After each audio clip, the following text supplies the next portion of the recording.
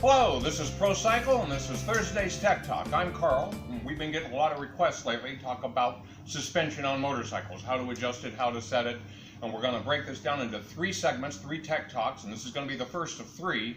And today we're going to talk about wheel balancing. The importance of balancing wheels is going to be a key element to getting the suspension correctly dialed. One of the things we're going to talk about is front wheel balancing.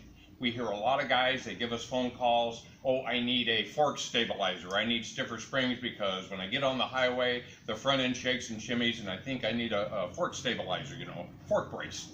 What you really need is to balance the tire. Front tires need to be balanced. It is as important as the rear tire. Now we've noticed on a lot of the dual sport rims, it's a real narrow area, and we like to use the stick-on weight, but that real narrow area is smaller than the weight, and so it just doesn't stick, it just doesn't stay good. So what we found to use instead, an important key element, is get the lead fishing weight. You can find this at any sporting goods stores, you can find it at Walmart, you can find anything like that, and we're going to use that to balance the wheel. So you want to take your wheel and you want to put it up on a balancing stand. Now, if you don't have a balancing stand, what you want to do is take the wheel out of the front of the bike, you want to use your axle, and you want to put it between two tabletops or two chair backs or something where it's level, they're parallel to each other, and you could rest the axle on that and put the wheel in the middle, and it's going to be a makeshift kind of balancing stand. But we do have a balancing stand here, so we're going to use that. So we take our balancing stand, we put an axle into it, we put it up on the roller wheels, and we let it find its heavy spot. You just kind of let gravity do its thing, and it's going to rotate around. As you see it is, the wheel's not balanced, it's a little off center, so it's going to rotate up and it's going to stop somewhere right around there. What you want to do to remember the light spot in the wheel, and we'll get it to where it holds still here. To remember the light spot in the wheel, take a paint pen, take a crayon, take something that we can make a mark at the 12 o'clock position, where we know that's the light spot. Obviously, gravity does its job, the heavy spot went to the bottom. Got a good shot of that? There we go. So we're going to take that light spot, we're going to rotate it around 90 degrees, parallel to everything. We're going to let it go and it's going to rotate back up. It's going to want to do that, or the heavy spot's going to rotate back down.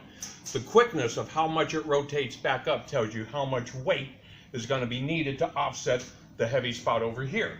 So with the lead weight, we cut some pieces, and let's just say we cut a piece about this big and you want to test it. You just kind of want to hang it over the spoke there, and we can see that piece is too heavy. We don't want that. That's going in the other direction now.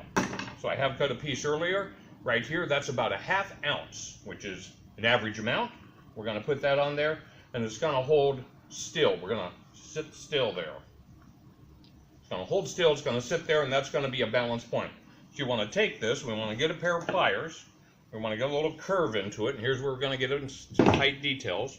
We're going to start with the spoke that's the closest, and we just want to start winding this around the spoke. Going to take and just kind of snake it around and get it to where it's rolling around like that. We can take our pliers and cinch it down and cinch it on the top and cinch it on the bottom, and it's going to hold itself into place, and then we can test it right there. The wheel holds still. We rotate it out the other side. The wheel holds still.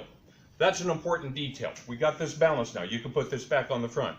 Unbalanced wheels, what's actually going to happen, what everyone's experiencing with unbalanced wheels, is that heavy spot, as you're rotating around, you're going down the road and you hit freeway speeds, that becomes inertia. That starts getting heavier, and every time that wheel rotates back up, it compresses the suspension. That weight is pulling the wheel up, which is attached by the axle to the forks. It's going to pull the suspension up, and then when it goes back down around the bottom, it's going to push down onto the pavement. That does a couple things. It gets the forks moving up and down when they don't want to, and plus, every time it goes down, we're creating extra weight on the front. We're scuffing the tire.